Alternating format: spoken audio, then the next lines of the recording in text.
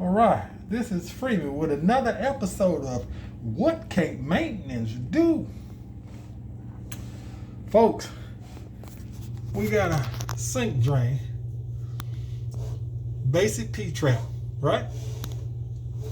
I'm going in to try to replace the P-trap, and I notice that, can you see that in there? It's been glued.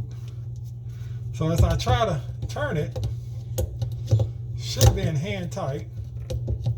Should have been able to just take it loose. But you see the whole thing, the whole tube is turning with it. So we're gonna have to cut this one out. The message to all you technicians out there: the gaskets that come with the P-traps, it's good enough.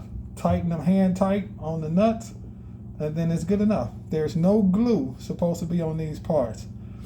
So hang on 1 second and we're gonna cut this out, and I'm gonna show you how to properly install a lavatory sink or kitchen sink, you can use the same method, P-trap.